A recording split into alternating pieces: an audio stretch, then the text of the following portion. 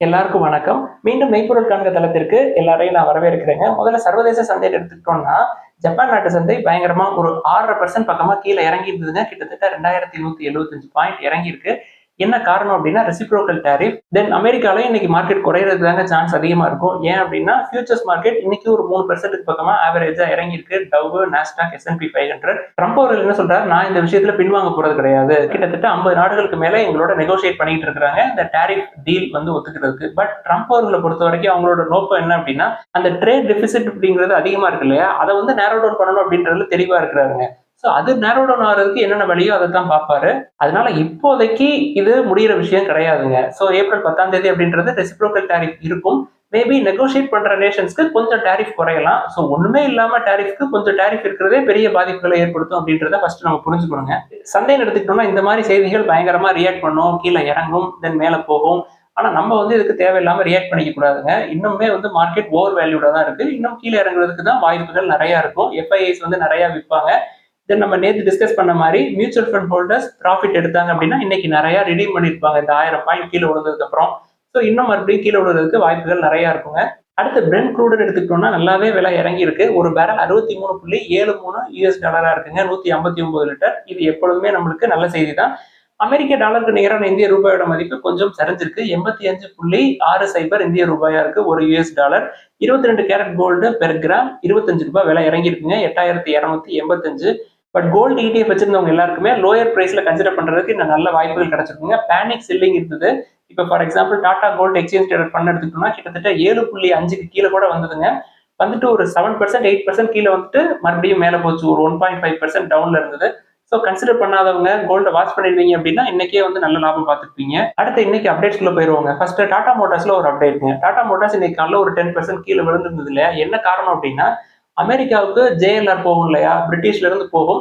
அந்த ஷிப்மெண்ட்ஸ் நேத்துல இருந்து பாஸ் பண்ணி வச்சிருக்காங்க, ஸ்டாப் பண்ணி வச்சிருக்காங்க. அதனால மார்க்கெட் ரியாக்ட் பண்ணி ஒரு 10% கீழே இறக்கியிருக்காங்க. என்ன காரணம்ன்றது தெரியும்.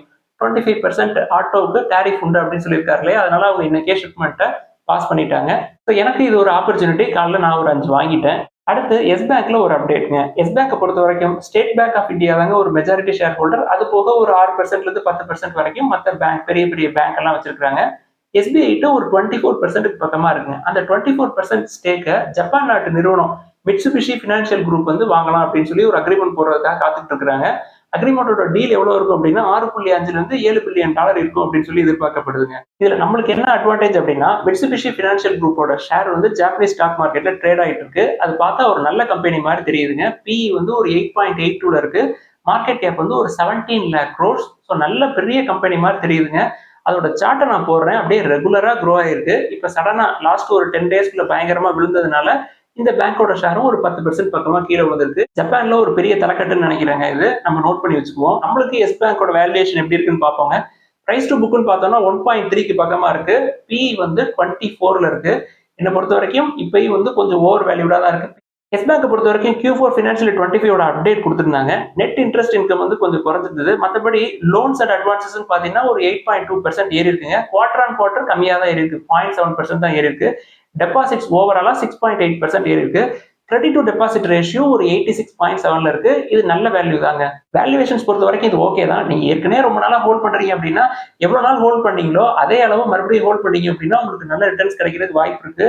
ஏன்னா ஜப்பான் நாட்டிலே ஒரு பெரிய நிறுவனம் இதை முழுகிறதுக்கு தயாரா இருக்கிற மாதிரி தெரியுதுங்க. அடுத்த முத்தூட் பினான்ஸ்ல ஒரு அப்டேட்ங்க. கம்பெனியோட MD CEO ஜார்ஜ் அலெக்சாண்டர் அவர்கள் என்ன சொல்றாரு, பினான்சியல் 26 பொறுத்த வரைக்கும் நல்ல growth இருக்கும் கம்பெனில அப்படின்னு சொல்றாங்க. என்ன காரணம் அப்படின்னா கோல்டு எடுத்துக்கிட்டோம்னா கிட்டத்தட்ட 40% மேல ஏறி இருக்குங்க கடைசி ஒரு 1.5 வருஷத்துல. அதனால ஒரு ஸ்ட்ராங் க்ரோத் பொட்டன்ஷியல் இருக்கு முத்தூட் பினான்ஸ் பொறுத்த வரைக்கும் அப்படின்னு சொல்றாரு. சமீபத்தில் அவங்களோட அசெட் அண்டர் மேனேஜ்மெண்ட், அதாவது அவங்களோட லோன் புக்னு எடுத்துக்கிட்டோம்னா 1 லட்சம் கோடியை தொட்டுருச்சு அப்படின்னு சொல்லியிருந்தோம் இல்லையா. ஸோ தங்கத்தோடைய விலை ஏறுறதுனால கம்பெனிக்கு என்ன அட்வான்டேஜ் அப்படின்னா ரெவன்யூ கூடுங்க. ஸோ அவங்க இருக்கிற தங்கத்தை கொண்டு அதிகமான அமௌண்ட்டை வாங்கலாம். இது ஒரு அட்வான்டேஜ். தென் கஸ்டமரோட பார்ட்டிசிபேஷன் அதிகமாகும். அது போக ஒரு 2 வருஷத்துக்கு முன்னாடி அவங்களுக்கு ஒரு 5,000 ரூபாய் பணம் தேவைப்படுது. அதே 5,000 ரூபாய் இன்னைக்கு வேணும்னா கம்மியான கோல்ட கொடுத்தே அந்த 5,000 ரூபாய் வாங்கிக்கலாங்க. கம்பெனியை பொறுத்த வரைக்கும் லோன் டு வேல்யூ அப்படின்றது 62%ல இருக்குங்க. அதாவது 1 ரூபா மதிப்புள்ள தங்கத்தை கொடுத்துட்டு 62 காசு வரைக்கும் லோன் வாங்கிக்கலாம். இப்போதைக்கு ஆர்பிஐ ரெகுலேஷன்ஸ் என்ன சொல்றாங்க அப்படின்னா லோன் டு வேல்யூ அப்படின்றது 75% இருக்கணும்னு சொல்றாங்க. ஸோ அவங்க இதை விட கம்மியாக தான் கொடுக்குறாங்க, சேஃபர் சைடில் தான் இருக்கிறாங்க. அடுத்து கேபிட்டல் அடிக்வசி ரேஷியோ எடுத்திருந்தாலும் 30% இருக்கு. ரிசர்வ் பேங்கோட கைட்லைன்ஸ் வந்து 15% மெயின்டைன் பண்ண சொல்றாங்க. அதுவும் வந்து இவங்க டபுள் இந்த கேபிட்டல் அடிக்வசி ரேஷியோ மெயின்டைன் பண்றாங்க. ரொம்ப ரொம்ப ஸ்ட்ராங்கா இருக்குங்க. வேல்யூவேஷன்ஸ் பாத்தீங்கன்னா பிஇ வந்து 18ல இருக்குங்க, பிரைஸ் டு புக் 3.43ல இருக்கு. பிஇ வந்து ஒரு 14 கிட்ட வருது அப்படின்னா நம்மளும் வந்து கன்சிடர் பண்றதுக்கு வாய்ப்புகள் இருக்குங்க. ஸோ இதையும் நம்ம தொடர்ந்து வாட்ச் பண்ணுவோம். நம்ம இதே செக்டார்ல மணப்புரம் ஃபைனான்ஸ் ஏற்கனவே நம்ம மெயின் லிஸ்ட்லயே வச்சிருக்கிறோங்க. மணப்புரம்ல பெயின் கேபிட்டல் உள்ள வந்துட்டாங்க. அவங்க ஒரு சிக்னிபிகன்ட் கண்ட்ரோலிங் ஸ்டேக் எடுப்பாங்க, பயங்கரமா எக்ஸ்பேண்ட் பண்ணுவாங்க. ஷேர் பிரைஸ் இன்னும் குறையிறதுக்கு சான்ஸ் இருக்குங்க. மார்க்கெட் விழுறப்ப எல்லா ஷேரும் விழுவும், அதுலயும் செல்லிங் ப்ரெஷர் இருக்கும். அது போக மணப்புரம் ஃபைனான்ஸை பொறுத்த வரைக்கும் அவங்களுக்கு மைக்ரோ ஃபைனான்ஸ் செக்டார் வேற இருக்குங்க. ஸோ அதுல உள்ள டெலிக்வன்ஸ் வந்து ப்ராஃபிட் குறையிறதுக்கு வாய்ப்புகள் நிறைய இருக்கு. Q4 பொறுத்த வரைக்கும் Q3 அளவுக்கு குறையலைனாலும் ஃபினான்ஷியல் இயர் 24 கம்பேர் பண்றப்ப 25ல Q4ல ப்ராஃபிட் குறையிறதுக்கு சான்ஸ் இருக்கு. ப்ராஃபிட் குறைஞ்சா ஷேர் மார்க்கெட்ல பிரைஸ் விழும், நம்ம கன்சிடர் பண்ணலாம். முத்தூட் ஃபினான்ஸ்ல என்டர் ஆக முடியலன்னா மணப்புரம் நம்ம கன்சிடர் பண்ணலாம். முத்தூட்டுக்கு டஃப் காம்படிஷன் கொடுப்பாங்க மணப்புரம் ஃபியூச்சர்ல, அதுல எந்த சந்தேகமே இல்லை. அடுத்து நிப்டி ஐடி எடுத்துக்கிட்டோம்னா கிட்டத்தட்ட 7% பக்கமா காலையில கீழே விழுந்துருந்துச்சு. நம்ம ஏற்கனவே இதை எதிர்பார்த்தோம். ஸோ நம்ம கன்சிடர் பண்றதுக்கு புதிய வாய்ப்புகள் கிடைச்சிருக்குங்க. விப்ரோவை நம்ம கன்சிடர் பண்ண ஸ்டார்ட் பண்ணலாம். Reciprocal tariff, then inflation risk, economy slowdown, then global uncertainty, spending வந்து குறையும். ஸோ இதனால பெருசா அடி வாங்க போறது ஐடி செக்டார் தான். ஏற்கனவே ஐடி செக்டார் பேர் மார்க்கெட்ல போயிடுச்சு அப்படின்றத ஒரு மாசத்துக்கு முன்னாடியே நம்ம சொல்லியிருந்தோம். அடுத்து டிசிஎஸ் எடுத்துக்கிட்டீங்கன்னா ஒரு 52 வீக் லோங்க, பிஇ வந்து 23ல இருக்கு. 20 கீழே வரட்டும், இன்னைக்கு ஒரு 5% டவுனு. HCL பிஇ வந்து 21ல இருக்கு, இன்னும் ஒரு 2 பாயிண்ட் குறையணும், 19 கிட்ட வரட்டும். இன்ஃபோசிஸ் பிஇ 20ல இருக்கு, கன்சிடர் பண்ற ரேஞ்சில தான் இருக்கு. அதனால இதை புதுசா நம்ம வாட்ச் லிஸ்ட்ல ஆட் பண்ணிருக்கோம். உடனே மேல போறதுக்கு வாய்ப்புகள் ரொம்ப ரொம்ப கம்மிங்க. அதனால ரொம்ப ஸ்லோவா உள்ள போகலாம். டெக் மஹேந்திரா இப்பதாங்க நம்ம ரேஞ்சுக்குள்ளே வந்திருக்கு, 29 பிஇல வந்திருக்கு. 1000 கீழே வரட்டும், அதுக்கப்புறம் நம்ம அதை வாட்ச் லிஸ்ட்ல ஆட் பண்ணிக்கலாங்க. அடுத்து டாடா ஸ்டீல் எடுத்துக்கிட்டோம்னா இன்னைக்கு ஒரு 10% டவுனுங்க. லாஸ்ட் ஒரு 3 or 4 டேஸ்ல கிட்டத்தட்ட 20% பக்கமா கீழே விழுந்துருச்சு. ஷேர் பிரைஸ் 127 பக்கமா இருந்தது, கொஞ்சம் மறுபடியும் மேலே ஏறி இருந்ததுங்க. பட் இன்னமும் கீழே வர்றதுக்கு வாய்ப்புகள் இருக்கு. வேல்யூவேஷன்ஸை ஸ்ட்ரிக்டா ஃபாலோ பண்ணுங்க. பிரைஸ் டு புக் 1.7 கிட்ட இருக்கு, 1.5 வரட்டும். 108ல இருந்து ஒரு 110 வந்ததுன்னா நான் கன்சிடர் பண்ணலாம் அப்படின்னு இருக்கேன். பிஇ வந்து நான் கண்டிக்க போறது கிடையாது டாடா ஸ்டீலை பொறுத்த வரைக்கும். அடுத்து ஹோண்டா நிறுவனத்தோட சேல்ஸ் வந்துருக்குங்க. குறிப்பா நம்ம 2 வீலர்ஸ் தான் பார்ப்போம். ஹோண்டாவை பொறுத்த வரைக்கும் கிட்டத்தட்ட 10.61% வந்து இயர் ஆன் இயர் சேல்ஸ் கூடியிருக்கு. மார்ச் 2024 கம்பேர் பண்றப்ப 25ல. இதுல டொமஸ்டிக் சேல்ஸ் எடுத்துக்கிட்டோம்னா 12% பக்கமா ஏறி இருக்குங்க. எக்ஸ்போர்ட்ஸ் வந்து ஒரு 8% டிக்ளைன் ஆயிருக்கு. இப்ப ஹோண்டா யாருக்கு டஃப் காம்படிஷன் கொடுத்துட்டு இருக்காங்கன்னு தெரியும். ஹீரோவுக்கும் ஹோண்டாவுக்கும் மோதல் பயங்கரமா இருக்குங்க. கிட்டத்தட்ட 24 இயர்ஸா ஹீரோ வந்து மார்க்கெட்ல லீடரா இருக்கிறாங்க. அதுல 2013 வரைக்கும், அதாவது 2011 வரைக்கும் ஹீரோ ஹோண்டாரும் பார்ட்னர்ஷிப்ல இருந்தாங்க. தென் அதுக்கப்புறம் 2 வருஷம் ஹீரோ ஹோண்டா பைக்ஸ் எல்லாம் ரிலீஸ் ஆச்சு. 2013ல ஸ்டாப் பண்ணிட்டாங்க. அடுத்த 12 வருஷத்துல ஹீரோவுக்கு டஃப் கொடுக்குற மாதிரி ஹோண்டா பயங்கரமா முன்னாடி வந்துட்டாங்க. பினான்சியல் 25 எடுத்துக்கிட்டோம் அப்படின்னா ஹீரோ 5.9 மில்லியன் யூனிட்ஸ் வித்துருக்காங்க. ஹோண்டா கொஞ்சம் தாங்க கம்மியா இருக்காங்க, 5.8 மில்லியன் யூனிட்ஸ் வித்துருக்காங்க. பினான்சியல் 25ல ஹீரோ வந்து ஒரு 4.9% வந்து க்ரோ ஆயிருக்காங்க. பினான்சியல் 24 கம்பேர் பண்றப்ப சிங்கிள் டிஜிட் லோ க்ரோத்துங்க இது. பட் ஹோண்டாவை எடுத்துக்கிட்டீங்கன்னா 19% இயர் ஆன் இயர் க்ரோ ஆயிருக்காங்க. இந்த பினான்சியல் 25 மாதிரி பினான்சியல் 26 க்ரோ ஆனாங்க அப்படின்னா 25 இயர்ஸ் ஹீரோவோட 25th இயர்ல ஹோண்டா வந்து ஹீரோவை பீட் பண்ணிடுவாங்க அப்படின்றதுல எந்த சந்தேகமே இல்லை.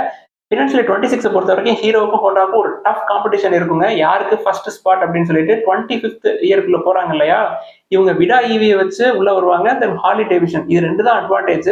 என்ன நடக்குது அப்படின்றத பொறுத்து பார்ப்போம். அடுத்து பஜாஜ் ஆட்டோன்னு எடுத்துக்கிட்டோம்னா மார்ச் 2025ல சேல்ஸ் வந்து 1% தாங்க ஏறி இருக்கு. எக்ஸ்போர்ட்ஸ் வந்து 7% கீழே இறங்கி இருக்கு. டொமஸ்டிக் சேல்ஸ் வந்து பிளாட்டா தான் இருந்திருக்கு பஜாஜ் ஆட்டோல. ஃபுல் இயர்னு எடுத்துக்கிட்டீங்கன்னா பஜாஜ் ஆட்டோ ஒரு 7% இயர் ஆன் இயர் க்ரோ ஆயிருக்காங்க. பினான்சியல் 24 கம்பேர் பண்றப்ப பினான்சியல் 25ல டொமஸ்டிக் சேல்ஸ் ஒரு 3% ஏறி இருக்கு. எக்ஸ்போர்ட்ஸ் வந்து ஒரு 15% கூடி இருக்குங்க. இப்ப கன்சிடர் பண்ற லெவல்ல இல்ல, இன்னும் குறையட்டும். இப்போதைக்கு 2 வீலர் செக்மெண்ட் அப்படின்னா நம்மளுக்கு ஹீரோ மோட்டர் கிராப், 4 வீலர்ல டாடா மோட்டார்ஸ். அடுத்து சிட்டி யூனியன் பேங்க் எடுத்துக்கிட்டோம்னா அதோட வேல்யூவேஷன் ரேஷியோ நல்லா இருக்குங்க.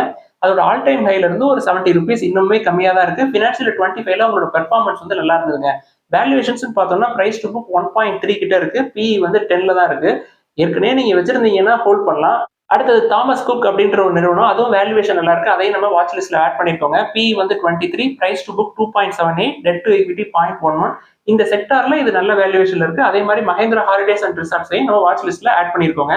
அடுத்து இன்னைக்கு கேள்விகளுக்குள்ள போயிடலாங்க. ஃபர்ஸ்ட் ஆர்பிஎல் பேங்க் வந்து கன்சிடர் பண்ணலாமா, வேல்யூவேஷன் நல்லா இருக்கிற மாதிரி தெரியுது அப்படின்னு சொல்லியிருக்காங்க. முக்கியமா டிசம்பர் குவார்டர்ல ப்ராஃபிட் குறைஞ்சிருந்தது.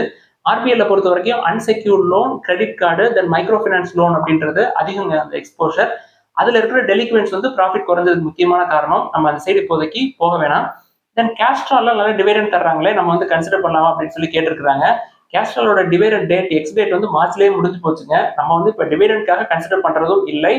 நான் பர்டிகுலரா இந்த ஆயில்ஸ், லூப்ரிகன்ஸ் அந்த செக்டருக்குள்ள போறதும் இல்ல. அடுத்து இண்டஸ்இண்ட் பேங்க் வந்து என்னோட ஆவரேஜ் 683 இருக்கு சார். நம்ம வந்து என்ன பண்றதுன்னு கேக்குறாங்க. இப்பயே நல்ல வேல்யூவேஷன்ல தான் ஹோல்ட் பண்றீங்க. அது திருப்பி கீழே வந்தா 1-2 மினிஸ்கூல் குவான்டிட்டிஸ்ல கன்சிடர் பண்றதுல எந்த தப்புமே இல்லை. அடுத்து எம்ஆர்பி எல்லாம் கன்சிடர் பண்ணலாமா அப்படின்னு சொல்லி கேட்டிருக்காங்க. அவர் வாங்கின பிரைஸ் ஹையர் வேல்யூவேஷன்ல வாங்கிட்டாருங்க. இப்ப கீழே இறங்கிடுச்சு. இப்பயுமே வேல்யூவேஷன்ஸ் பாத்தீங்கன்னா பிரைஸ் டு ஏர்னிங்ஸ் 28ல இருக்கு. எஃப்ஐஐஸ் விற்க ஆரம்பிச்சிட்டாங்க. ரெவன்யூவும் குறைஞ்சிருக்கு. இதுக்கு பெட்ரோநெட் எல்என்ஜியை நம்ம கன்சிடர் பண்ணலாம். 300 கீழே வந்துருச்சு. இன்னைக்கும் நல்லா கீழே இறங்கி இருந்துச்சுங்க. அதை கொஞ்சம் பாருங்க. அடுத்து ஆர்இசி அப்படின்ற நிறுவனத்தை பத்தி கேட்டிருக்காங்க. வேல்யூவேஷன் நல்லா தாங்க இருக்கு. எஃப்ஐஐஸ் இப்பதான் விற்க ஆரம்பிக்கிறாங்க. லாஸ்ட் 3 இயர்ஸ்ல 300% ஏறி இருக்குங்க. இந்த மார்க்கெட் கீழே விழுறப்ப இன்னும் நிறைய ப்ராஃபிட் புக் பண்ணுவாங்க. ப்ராஃபிட் புக் பண்ணா கீழே விழுவும். அதனால ஜாக்கிரதையா இருங்க. அடுத்து பிடிசி இந்தியா லிமிடெட் அப்படின்ற நிறுவனத்தை பத்தி கேட்டிருக்காங்க. பவர் டிஸ்ட்ரிபியூஷன் கம்பெனிங்க. அந்த கம்பெனி ரொம்ப நாளைக்கு முன்னாடியே நான் வாட்ச் பண்ணிட்டு தான் இருந்தேன். பட் என்ன காரணம்னா டெட் டு ஈக்விட்டி 0.5 0.8 சம்திங் இருக்குங்க. ரொம்ப ரொம்ப அதிகமா இருக்கு. ஸோ அந்த சைடு நம்ம போக வேணாம். டாடா பவர் கீழே இறங்கிடுச்சுன்னா அதை நம்ம கன்சிடர் பண்ணுவோம். அது போக ரெவன்யூ லாஸ்ட் 3 இயர்ஸ்ல குறைஞ்சிருக்கு. தென் எஃப்ஐஐஸும் விற்கிறாங்க. ஸோ இந்த நேரத்தில் நம்ம போய் தலையை கொடுத்து மாட்டிக்க வேணாம். அடுத்து கேப்லின் பாயிண்ட் லேப் அப்படின்ற நிறுவனத்தை பத்தி கேட்டிருக்காங்க. அதுவும் வேல்யூவேஷன்ஸ் அதிகங்க. ஒரு மிட் சைஸ் கம்பெனி. பி வந்து 28 வரைக்கும் இருக்கு. இவ்வளோ வேல்யூவேஷன் கொடுத்து நம்ம அதை வாங்கணும்னு அவசியம் கிடையாது. டெட் டு ஈக்விட்டி 0 தான். But over value. ஸோ மார்க்கெட்ல இன்னும் செல்லிங் ப்ரெஷர் நிறைய இருக்கும்னு நினைக்கிறேங்க. கீழே நல்லா விழும். ஸோ மியூச்சுவல் ஃபண்ட்ல நல்ல ப்ராஃபிட்ல இருக்கவங்க எல்லாம் வெளில வருவாங்க. வந்தாங்கன்னா இன்னும் நல்லா விழும். நம்ம கன்சிடர் பண்றதுக்கு நல்ல வாய்ப்புகள் கிடைக்கும். 1, 2, 5, 10க்கு மேல போயிடவே கூடாதுங்க. நம்ம ஏதாவது கேள்விகள், சந்தேகங்கள் இருந்தா எல்லாத்தையும் எழுதுங்க. நம்ம டிஸ்கஸ் பண்ணுவோம். எல்லாருக்கும் நன்றி.